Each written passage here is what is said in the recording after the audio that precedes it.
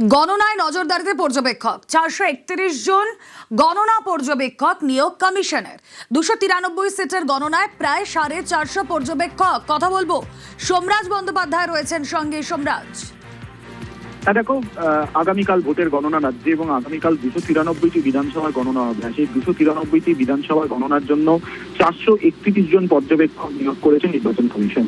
যার মধ্যে দেখা যাচ্ছে উত্তর 24 পরগনা জেলায় সব থেকে বেশি পর্যবেক্ষক নিয়োগ করা হয়েছে। উত্তর 24 পরগনা জেলায় 33টি বিধানসভার জন্য 49 জন পর্যবেক্ষক নিয়োগ করা হয়েছে। কেন এত সংখ্যক পর্যবেক্ষক?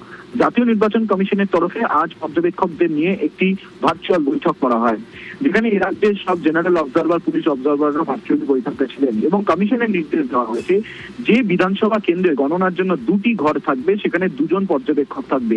এবং এই কারণে দেখা যাচ্ছে উত্তর 24 পরগনার 16টিরও বেশি বিধানসভার ক্ষেত্রে 2টি ঘর রয়েছে, সেই জন্য এক একটি বিধানসভার জন্য 2 জন করে পর্যবেক্ষক নিয়োগ করা হয়েছে। আজ জাতীয় নির্বাচন কমিশনের তরফে পর্যবেক্ষকদের সঙ্গে যে ভার্চুয়াল বৈঠক করা হয়, সেই বৈঠকে নির্দেশ দেওয়া হয়েছে যেন পর্যবেক্ষকরা পোস্টাল ব্যালটের গণনার উপর বিশেষভাবে নজর দেয়। পাশাপাশি বৈঠকে এটাও নির্দেশ দেওয়া হয়েছে যে অবজারভার রুমে বসে নয়, গণনা যেখানে হবে সেই ঘরেই থাকতে হবে অবজারভারদের।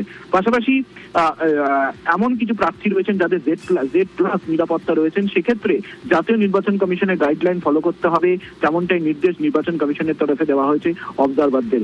আজ সকালে দীর্ঘক্ষণ অবজারভারদের নিয়ে ভার্চুয়াল বৈঠক করে জাতীয় নির্বাচন কমিশনের সিনিয়র ডেপুটি ইলেকশন কমিশন পর্যায়ের আধিকারিকরা। সেই বৈঠকেই এই নির্দেশ দেওয়া হয়েছে বলে কমিশন সূত্রে খবর। ওকে।